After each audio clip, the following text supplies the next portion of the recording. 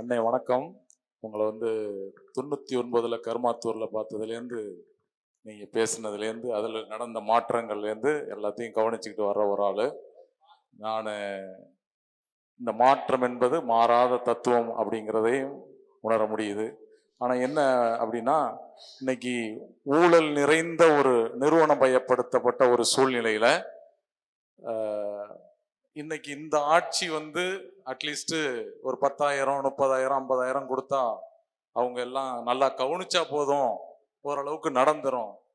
நாம் தமிழர் ஆட்சி வந்தா அது மாதிரி நடக்கிறதுக்கு வாய்ப்பு இல்லை அப்படிங்கிற ஒரு சூழ்நிலையை உருவாக்கி வச்சிருக்கிறாங்க. திரும்ப திரும்ப எப்படி நம்ம திமுகவுக்கு ஓட்டு போட்டாதான் சிறுபான்மை மக்களை எல்லாம் காப்பாற்றுவாங்கன்னு பிரெயின் வாஷ் பண்ணி வச்சிருக்காங்களோ, அதுபோல இந்த ஊழல் நிறைந்த நிறுவனங்கள், அப்ப இந்த நிறுவனங்கள்லாம் பாதுகாக்கப்படணும்னா இப்ப இருக்கிற ஆட்சியை நம்ம எப்படியாவது காப்பாத்தியே ஆகணும். ஏன்னா நம்மளுமே ஊழல் வளைஞ்சு போயிருக்கிறதுனால அதை காப்பாத்தி ஆகணுங்கிற ஒரு சூழ்நிலை இருக்கு. இப்ப நாம் தமிழர் ஆட்சியில இப்படிப்பட்ட ஃபர்ஸ்ட் நிறுவனங்களை, கிறிஸ்தவ நிறுவனங்கள் காப்பாற்றப்படுமா அப்படிங்கிற அந்த ஒரு சூழ்நிலை இருக்குது. இதை சொல்லி தான் இதை நம்பாதீங்க, நீங்க ஏற்கனவே இருக்கிற சிஸ்டத்தை அப்படியே ஃபாலோ பண்ணாதான் நல்லது அப்படின்ட்டு சொல்றாங்க. அதனால நீங்க என்ன அதுக்கு ஒரு விடை தரீங்க? நான் அருள் திரு அடிகளா இருக்கு நான் ஒண்ணு சொல்ல விரும்புறேன். நீங்க மாட்டுக்கு, மரத்துக்கு, மண்ணுக்கு, செடி கொடிகளுக்கு நிக்கிற நம்ம இந்த பிள்ளைகள் கிறிஸ்தவத்துக்கு நிற்பாங்களா, இஸ்லாத்துக்கு நிற்பாங்களா அப்படி இல்லை.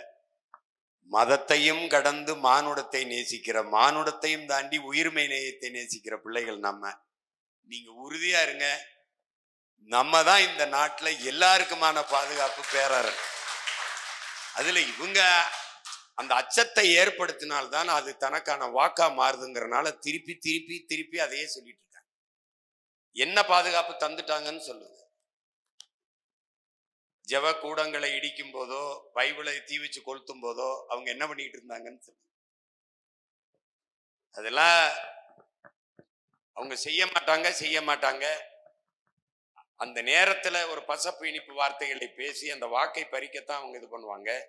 மக்களுக்குள் ஏதோ நம்ம வேற்று கிரகத்தின் வாசிகள் இங்க வேற ஒரு நாட்டுல வாழ்றோம், நமக்கு பாதுகாப்பற்ற ஒரு சூழல் இருக்குங்கிற மாதிரி சொல்லி சொல்லி சொல்லி இவன் தான் வேற இடத்துல இருந்து நம்மளோட நிக்கிறான்.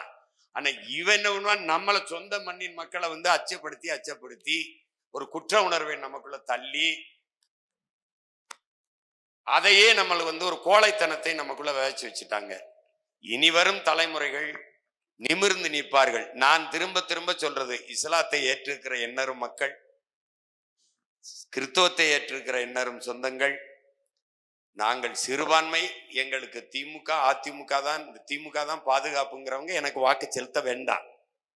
நாங்கள் பெரும்பான்மை தேசியனத்தின் மக்கள், தமிழர்கள், நாங்கள் வீரர்கள், வீர மக்கள்.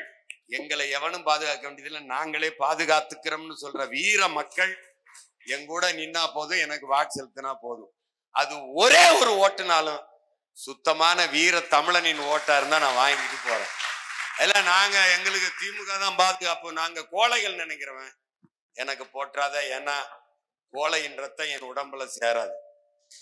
எங்களுக்கு அஞ்சுவதும் அடிபணிவதும் தமிழன் பரம்பரைக்கே கிடையாதுங்கிறதா எங்க தலைவர் எங்களுக்கு கற்பித்தது. அதனால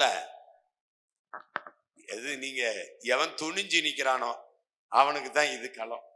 அதனால அந்த வாக்கை நீங்க மறுபடியும் அந்த குப்பை தொட்டியிலே போட்டுட்டு நீங்க போகலாம், அது ஒரு பிரச்சனை கிடையாது. அண்ணன் சொன்னதோடு ஒரு அருள் தந்தைக்கு ஒரே ஒரு விஷயம் நான் சொல்லிடுறேன்.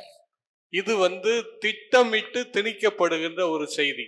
குறிப்பாக கிறிஸ்தவ நிறுவனங்கள் நடத்துகின்ற சாமியார் சிஸ்டர்கள், பாஸ்டர்கள் அல்லது சபை தலைவர்கள் இதற்கு ரொம்ப பயப்படுதாங்க. ஏன்னா அதை தொட்டுட்டாங்க அப்படின்னு சொன்னா அவங்களுக்கு பொழப்பு இல்லாம போயிடும் அப்படிங்கிற பயத்துல அவங்க என்ன பண்றாங்கன்னா, அதிமுக வந்தா கூட பரவாயில்ல அப்படிங்கிற நிலைமையில அவங்க உட்கார்ந்து இருக்கிறாங்க.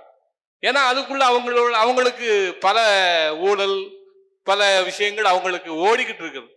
ஆனா நாம் தமிழர் வந்தா இதுக்கு ஆப்பு வச்சிருவாங்களே அப்படிங்கிற பயம் அவர்களுக்கு இருக்கிறது. அதுக்காகத்தான் அவங்க அமைப்புல உள்ள தலைவர்கள், நிறுவனங்களை நடத்துகிற தலைவர்கள் நமக்கு திமுக தான் பாதுகாப்பு, திமுக தான் பாதுகாப்புன்னு திரும்ப திரும்ப சொல்றாங்க. திமுக பாதுகாப்புன்னு திரும்ப திரும்ப சொல்றாங்கன்னா அவன் திருடனா இருப்பான்னு அர்த்தம்.